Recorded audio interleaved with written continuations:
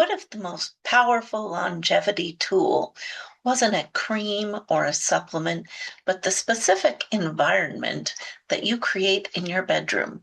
Most people are unknowingly switching off their natural growth hormone secretions at night just by having the wrong temperature or light levels. And today we're going to change that by building your optimal sleep and restoration chamber and walking through a bedtime routine that forces your body into deep restorative repair.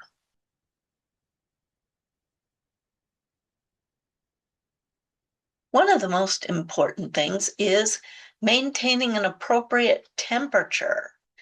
If the temperature is wrong, you're not going to be comfortable and you're not going to get the best growth hormone secretion. We look at 65 to 68 degrees Fahrenheit as the magic number for optimizing that secretion. Humidity is another important consideration. So during the summer, you want 35 to 45% humidity, a little bit less in the winter at 30 to 40%, because we want to prevent condensation between the cold environment outside and the warm environment of the home. We want to make sure there's not a lot of condensation happening on the windows or in the walls, because this can lead to mold growth. And you can actually get a hygrometer relatively inexpensively to measure those temperature levels. If the humidity gets too low, you can actually have problems with dry eyes and cracking of the skin. So we don't want too low humidity either.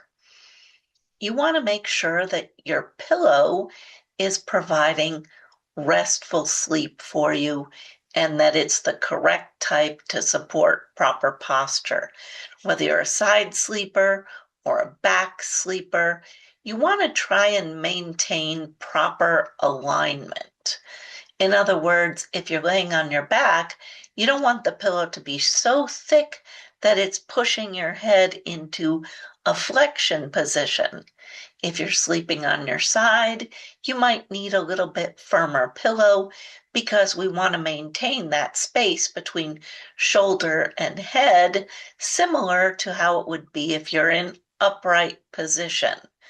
And another good thing is if you can put a pillow between your knees, particularly if you have any kind of back problems. This will help to keep your spine in alignment and your hips in a comfortable position. So that's another important key. Light control. This is very important because it needs to be dark in the area where you're sleeping. That's going to help maintain appropriate melatonin production. You've probably seen melatonin. It's marketed as a sleep aid in the pharmacies and the supermarket, but really it's a hormone. And this is produced by your pineal gland in your brain in response to light levels, and it helps to regulate your sleep and wake cycles. So you want to make sure that your sleeping environment is very dark. As little as 6 to 8 lux, lux is a measurement of light. As little as 6 to 8 lux can actually interfere with proper melatonin levels. And an example of that would be like a lit candle. That's about 6 to 8 lux, or a night light or a smartphone screen. So make sure it's completely dark. If you have devices like I have an alarm clock, an old-fashioned alarm clock that's digital, and it's got a lighted display. So cover up the lighted display, and any other devices, sometimes they have like a little power light. So I use a diffuser, or if you have an air filter, cover up the light that comes on. You can use tape or just put a piece of paper and use blackout curtains to make sure that your sleeping area is as dark as possible. You want to try and maintain a consistent schedule going to bed and waking up at the same time, this is going to make sure that your body is ready for sleep at the time when you're ready to go to bed. Now, you can't always do that. Sometimes you have to shift your schedule a bit. If you have to shift your sleep or wake times, try and keep that shift less than 60 minutes. So, for example, I teach night classes sometimes, and I also have early morning classes.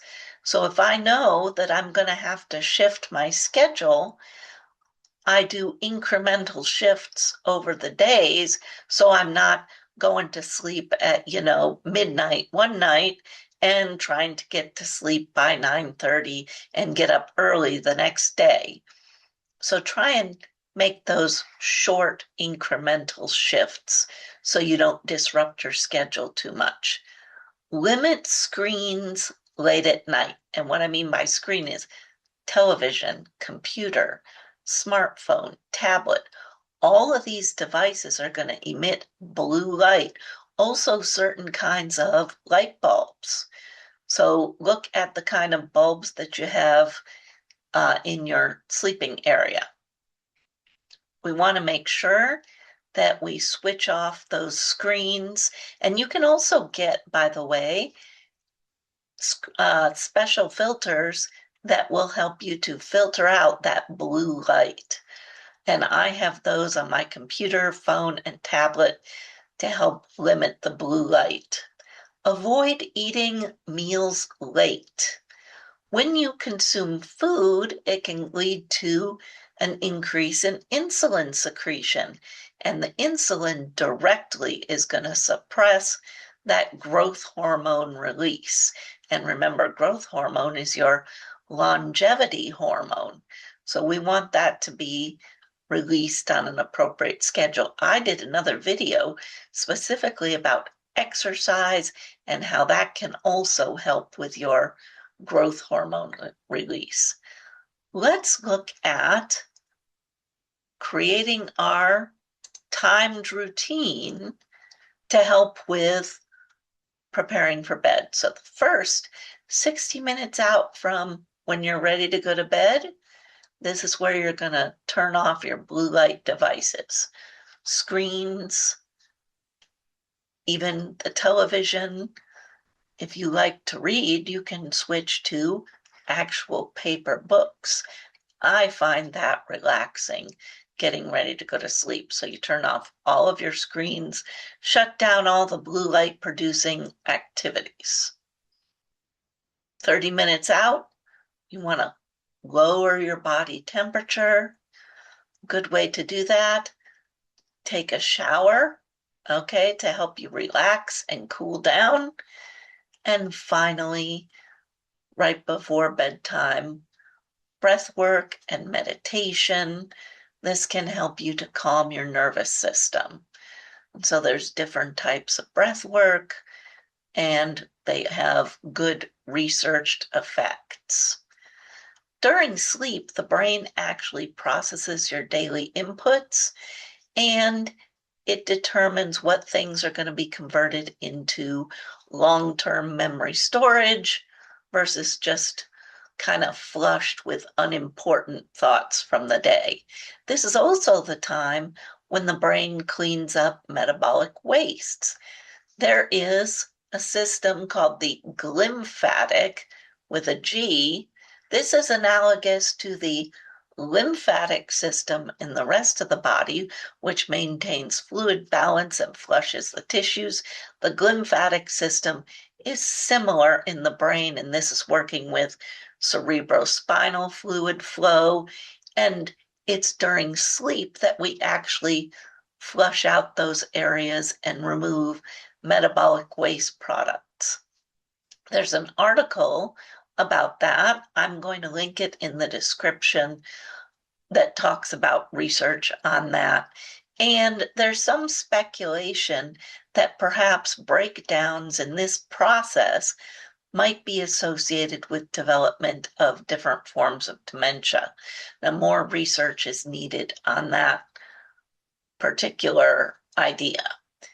I've linked the article that I was talking about in the description of the video. I've also prepared a class going over the different forms of breath work and research associated with how they can specifically help, as well as meditation, some ideas for meditation, and it includes a guided meditation that you can play over and over again as much as you want to help you relax. There's a link to that class in the description. Make sure you like and subscribe to the channel, and feel free to drop in the comment box any ideas for future videos that you might be interested in seeing.